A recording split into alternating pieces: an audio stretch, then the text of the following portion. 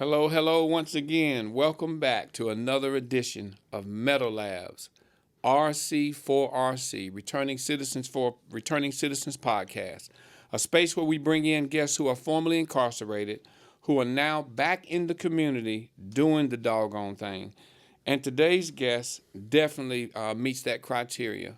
Brother Devon Hagans, ever since the day that I met you, brother, first time you walked in the office, I've been super impressed. We're so glad to have you on the team here at Reentry United and Metalworks, and just looking forward to continue to work with you as we provide services to our brothers and sisters coming home from incarceration. So with that said, Brother Devon, how you doing today, brother? I'm blessed, brother. I can't complain. I tell people all the time, I don't have no bad days. All bad days are behind me, so I'm blessed. And I appreciate you bringing me in on Metalworks. I appreciate, man, everything you've done for me since I've stepped into your office that first day. You've definitely been a man of your word, and I appreciate everything about it and the whole entire Metalworks staff. So I have no complaints whatsoever. Well, we're always looking for sharp people. When we come across sharp people, no matter where we find them at, we like to bring them on the team. So I know a little bit about you. We've hung out a little bit, but how about tell our viewers just tell us a little bit about your backstory, just a little bit about growing up, where you're from, things like that. Well, I was born in Southeast DC. My mother moved in Oxon Hill. I was raised in Oxon Hill, right on the D.C. Maryland line in a neighborhood called Glass Manor. Single parent household. My mother by herself up to like the age of 10. The 80s was coming around. Mother got hooked on crack. In my neighborhood was a lot of killings, murders, robberies, drug dealers, and things like that. Typical urban area, just like a lot of other neighborhoods in the 80s. You know, crack came through and took it like a wildstorm. My mother got addicted. Numerous people in my family got addicted to it. I seen my mother lose her job at Blue Cross and Blue Shield. She had a good job up until like the age of 6 years old. I guess you could say I was spoiled at that time because she had a good job, was being taken care of. Once crack hit, all that went straight downhill. You know, we got on welfare. I had to basically start fending for myself, things like that. So around about the age of 10 or 11, I could say what guys say, stepped off the front porch. Right. Started doing little things here and there in the neighborhood. First little hustle was being a stash man for the older guys. Right. Get the little boy, put some crack in his pocket, ride him down the street with your bike all day. Every time I call you towards me, I'm gonna take out what I need to sell it. You keep on riding your bike. Why? Because the police ain't gonna pull that little boy over. Right. They can sell drugs all day. So you're a little kid, you making $20 a day at the age of 10. You think you on top of the world. Made it. You think you on top of the world. You buying everybody candy at the ice cream truck and stuff like that. So, man, you think you on top of the world. Eventually went into selling drugs on my own. I got to go backwards. My family, substance abuse is real heavy in my family. So I began to drink around about the age of 7 or 8. It's something my own 7 or 8. And it wasn't something that I chose. It was like in my family, they used to have these little competitions. And for those who, you might remember this, malt liquor used to come in cans. They're like little ponies. The they little call ponies. them. That's what I was about to The say. little Yeah. 8-ounce ones. And the cookouts, my aunts and uncles, they would give it the little ponies to all the little kids to see who could drink one the fastest. And you win $1. If you could drink it the fastest, you win $1. So that was my first introduction to alcohol. I like that little funny feeling I got after drinking that. You get $1, whatever the case may be. So that just carried on. So when I got about 10 or 11, began to drink on my own. Started smoking at the age of 13, but basically my background, growing up in an urban neighborhood, mother addicted to crack, things of that nature, I found myself selling drugs eventually. I found myself robbing people. Till ultimately, at the age of 18, I was convicted of murder, robbery, and burglary. I was sentenced to life no parole in prison at the age of 18. For those who don't know, life no parole is very much different from life with parole. Right. Life no parole is basically the walking death penalty, as guys call it. They just didn't give you the death penalty because of my age. Right. My co-defendant, he was 15 at the time, my little cousin. Because of our age, they're like, no, we're not gonna give y'all the death penalty, but both of y'all would never get out back into society again. So I was 18, life no parole, basically given the walking death penalty. You're never gonna see the streets again, and it went on from there, man. I mean, I went to prison. From early on, it was a hard adjustment for me, coming from an area where you already despise authority growing up. Right. You bucking against authority as it is growing up. So coming into prison, you kind of under the constant thumb of authority, them COs and stuff like that. Right. And they like the police, you might see them a couple of times a day. Right. Yeah, right. the COs on you all day. You know what I mean? You constantly under that watchful eye. So that was a hard adjustment for me. Found myself getting in trouble all the time. You know, getting in assaults with the officers, things like that. To eventually, I was sent to the federal system. Merlin said, "Man, you know what? We got enough of you, man. Send you to the federal system. Let them deal with you." So I was sent to the federal system in 2006. About what age would you say with that? In 2006, I was 29. No, I was 97. I was 29. So let's hold up at the federal system. I want to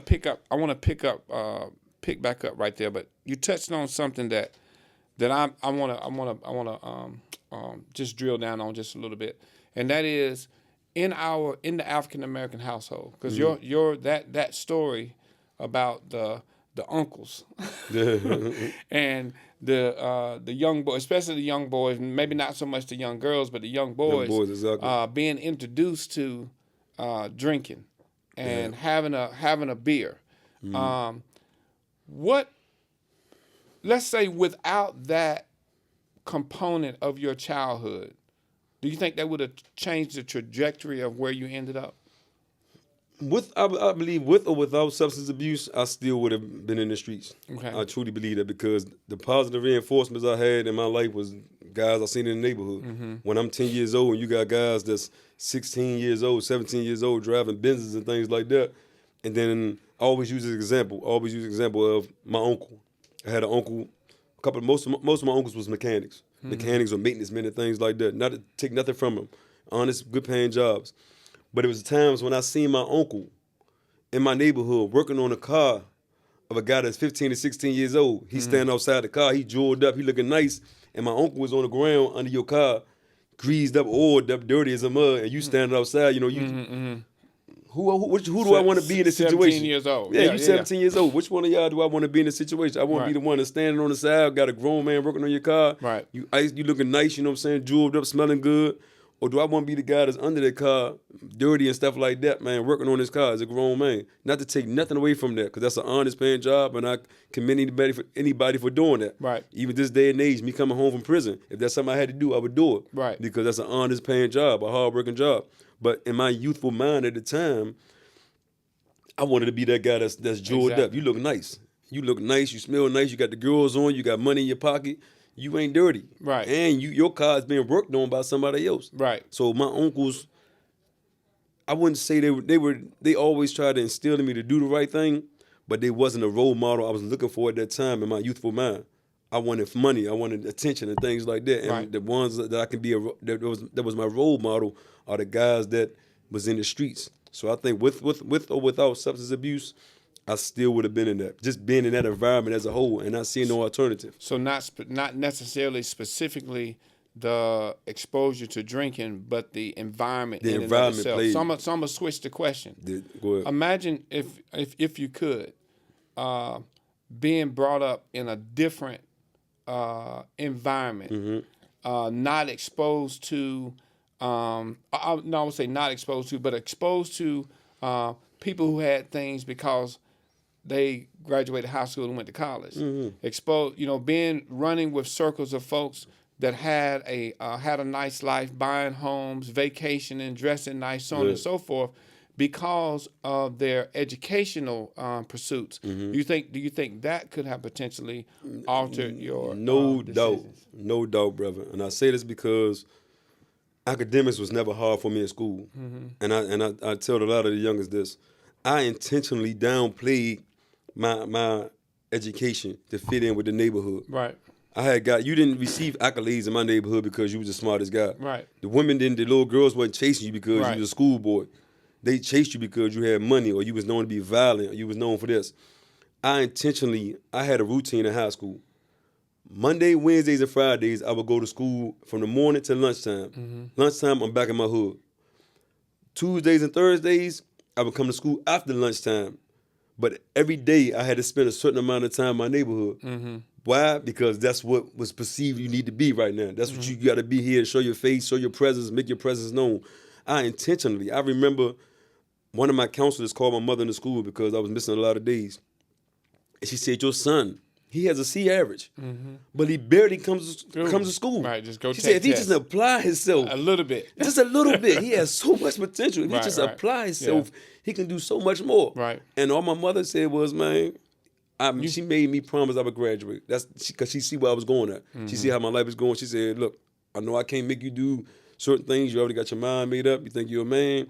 Just promise me that you'll graduate from high school. I said, that's it. That's cool. No problem whatsoever. I can give you a C average easy. I can push that out with no problem. Right. So that's what I did. So if I had grew up in an environment where violence, drug dealing, things like that wasn't the norm or wasn't what you receive respect for, right, it's not a doubt in my mind, brother. I would have totally went a different path in my life. My environment dictated the things that I did in my life.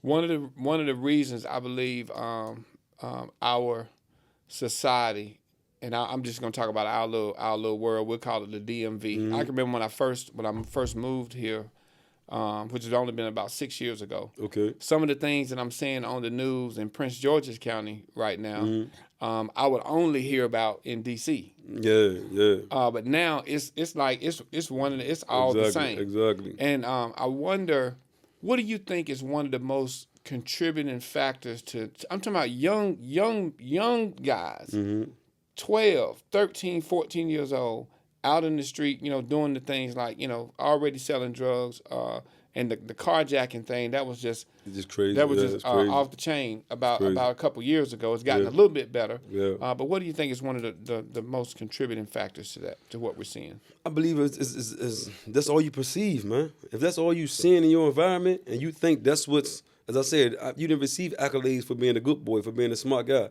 We don't have no real positive role models that I think coming to our environment show us, hey, you got driving ambition. Like some of them guys with them carjackers. I met a couple of them. Some of them little rascals, man, they can, they can take a key fob, duplicate it from outside your house. Right. And then go walk up to your car and just steal your car. I'm like, how did you come up with something like that? Oh, you got to do this, you got to. And I'm like, super sharp. You sharp. Yeah. You just don't have no direction. Right.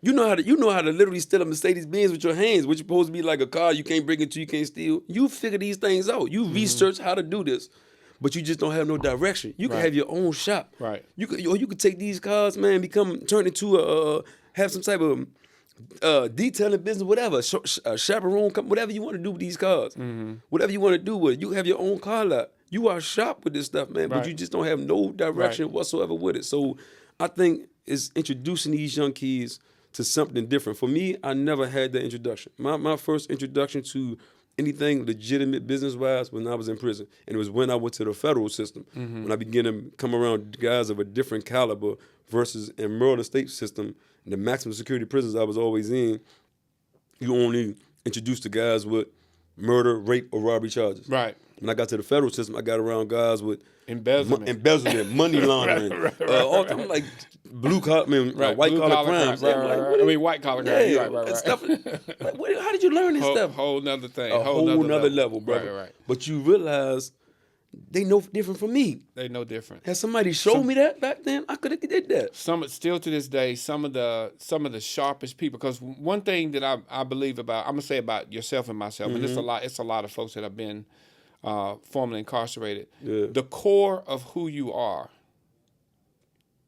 and your intellectual abilities did not change because it's always been there. Exactly. It's just that being in that environment and having an opportunity to focus your attention on another direction, another pathway in life, it just allowed you to be able to hone those skills that were already there. Right? Does that make sense? Exactly. So with that said, I think that I wish it was mandatory.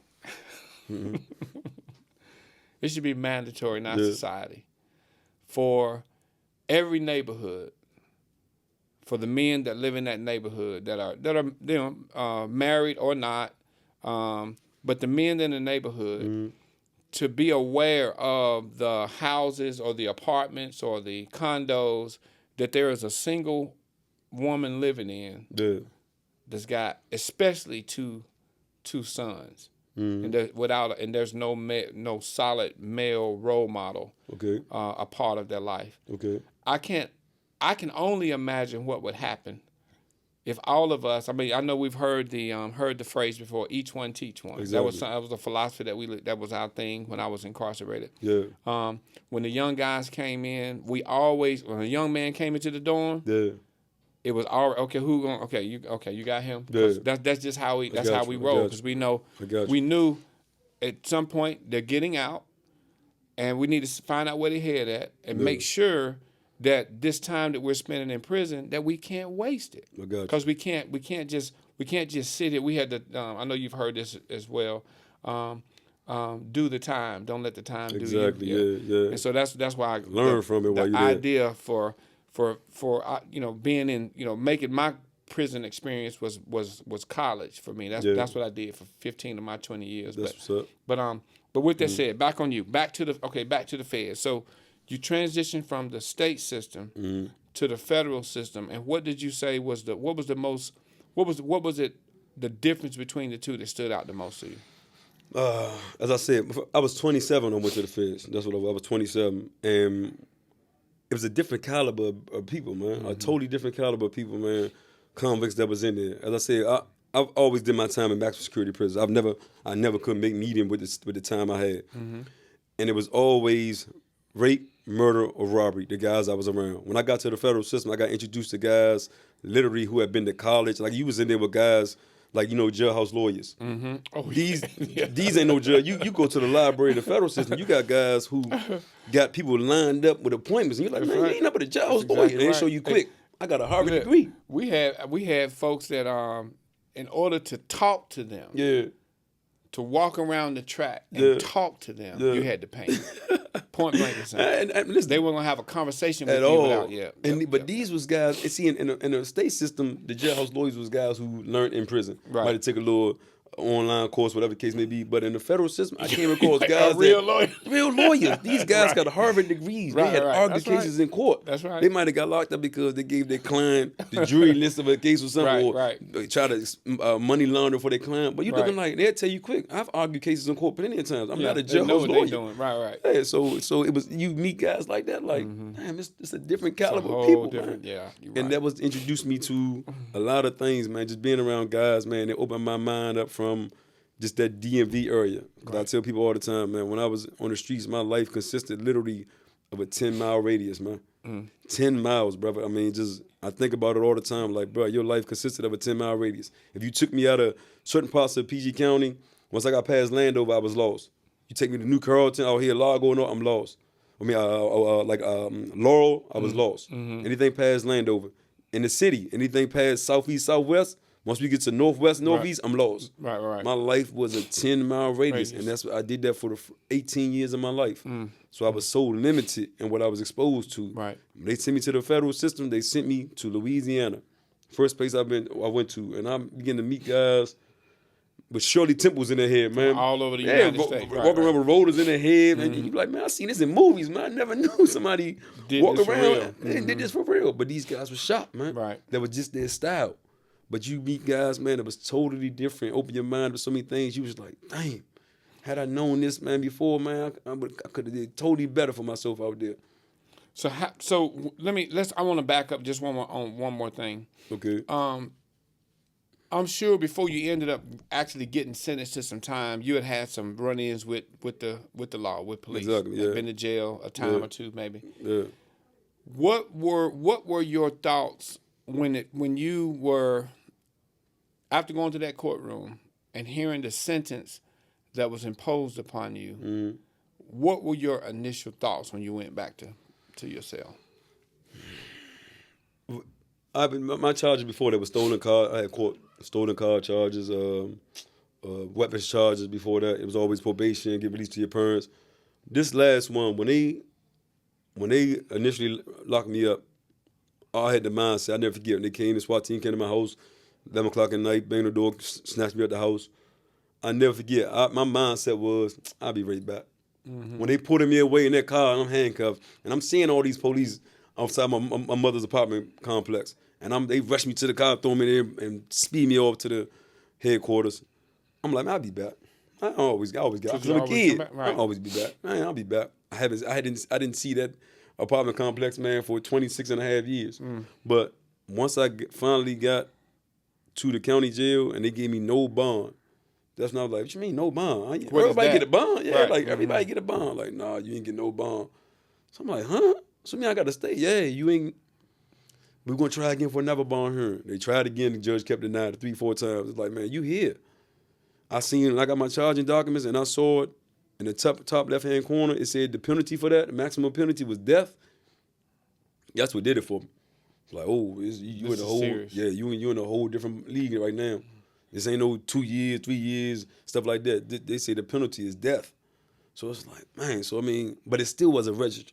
Right. It still wasn't really registered because I was still running around doing little knucklehead stuff and things like that. And it didn't really kick in, brother.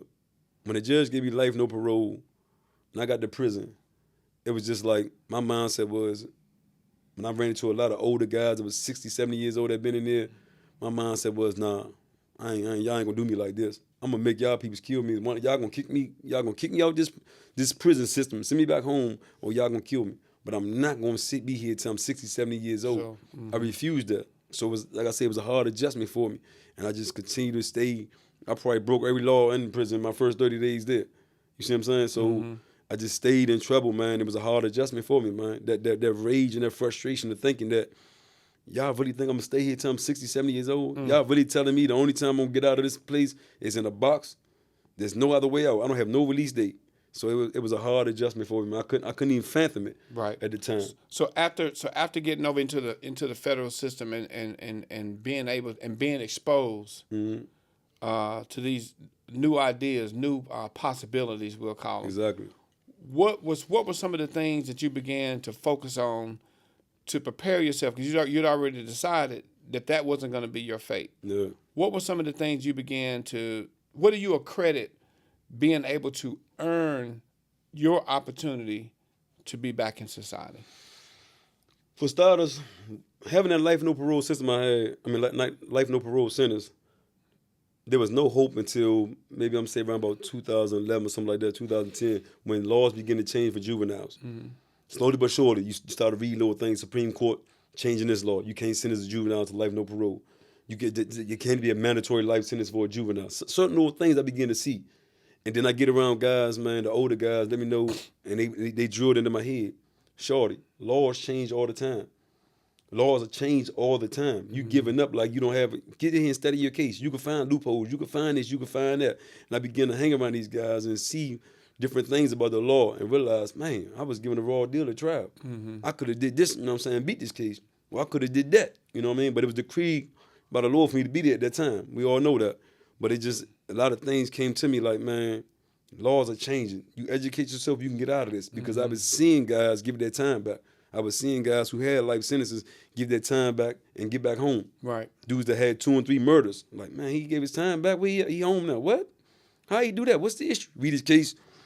Oh, he found a loophole. His lawyer forgot to do this. What? Let me see if my lawyer forgot to do it on mine. So once I began to see those things and get around guys who I see that have knowledge, man, that's really was trying to get out, it's slowly but surely, man. When I got to the federal system, I was still messing up. But slowly but surely, I began to gravitate towards the dudes who I knew was trying to get out of prison, man. Because I was telling myself, man, I see the laws changing. They would sit me down. Look, they just changed a new law for juvenile. This was, and I'm saying it. I'm like, damn, it's getting close to me. Hope is getting there. It's starting to show. Hope is getting there. And it's coming to me like, man, you can get back out there, bro. You can. You ain't got to keep doing this. So once I got around those guys, a different caliber dudes, and they showed me different avenues, and then it came down to things like investing. You ain't got to sell drugs no more. Let me teach you about stocks. I seen one guy show me his portfolio. He had $327,000 in his prison account. Blew my mind up. I'm to my brother. I couldn't even fathom that. $327,000 in his prison account. Where you get that from? Man, investing. So, man, you got to teach me this. You got to teach me this. I was on him like, oh, man, on his hip. You got to teach me these things. So it just, I was being exposed to different things. Like, bro, what you was taught growing up is not the end of it. That's not all. It's not all, the brother. end of the story. We're going to take you outside this 10-mile radius and show you something different. Right. Yeah. So since you have, so since you have been home, which has been how long? I got out. See, I would say I got 2 release days. I got out on February 13th, but that was from prison. I was sent to a treatment facility. I had to stay there till July 26th. Which about That 6 was like months? another 6 months. Yeah, that was like another prison for real because you still couldn't leave. I was stuck there. 2 phone calls. It was actually stricter in prison. 2 phone calls a week, stuff like that. So I didn't get out back into society until July 26th. So I've been out roughly like 3 months now. Got it. Yeah. Okay. And what are some of the things, positive accomplishments that you've been able to do since you've been out, and what is it ultimately that how would you like your life and story to impact the community? One of the most positive things, I got a job here at Meadow Works. I mean, I appreciate that, man. Get around people who I've always wanted to be a mentor to the youth. Once I began to learn things, and I did that the last few years of my prison bit, I was mentoring a lot of guys, facilitating groups and things like that. So I knew this is something I wanted to do when I get back in society. Coming out here, man, getting a job here at Meadow Works, getting my vehicles, my living situation solid, making strides as far as different groups dealing with prison reform, having a chance to speak to these people in these arenas and things like that, just making a good connection in different networks. That's one of the biggest accomplishments I can say I have for myself right now. Literally seeing that every day I'm making progress towards the goals that I have for myself. Every day I'm making that step. Every day is a step towards that thing. You know what I mean? And just shying away from knowing that I don't even have a desire for the old lifestyle that I had, Right. because I had a chance to go back to it plenty of times. Being around the people and things like that, I go around them and I realize, bro, you really have changed, because being in this arena is not even attractive to you no more. Right. It feels foreign to you. You don't even, you feel like you allergic to it now or something, Right. you know? Right. So, I mean, that's just some of the small things, man. And have my mother tell me for the first time since forever that she was proud of me. She's like, I'm really proud of you, man. I mean, I see what you're doing while you're out here, and I'm very proud of you. And I'm like, man, what? I was saying, you, because she a hard woman. My mother tough, man. She tough. Bro, How's man. mom doing these days? She by the doing way? good, man. She doing good, man. My little brother passed away. I got 2 little brothers. The middle one passed away a month before I got out. And she was hoping that finally she was going to have all 3 of her sons home at the same time. He passed away a month before I got out, man. It was crazy. And she was kind of down about that. But her seeing her oldest son, I'm the oldest, her seeing the true change in me and knowing I'm nothing like what I was before, Right. that's kind of giving her the strength to continue to go on and realize and recognize and sit back watching me do what I do, man. Sit back and having the front row seat of this thing now. Me and her sit down and have long conversations. She said it all the time, like, I'm just watching you. I mean, I'm just amazed by some of the things I see you doing right now. So that's a beautiful thing. To have her say she was proud of me, brother. Mom's tough. Life changing. Yeah, life changing. She's Got tough, brother. That's the first time she ever said that to me. First time ever. Outstanding. So 5 years from now, Devon Hagans will be 5 years from now, Devon Hagans, man, I believe will have a full-fledged mentoring, hopefully subcontracting with Meadow Works in some way, some form.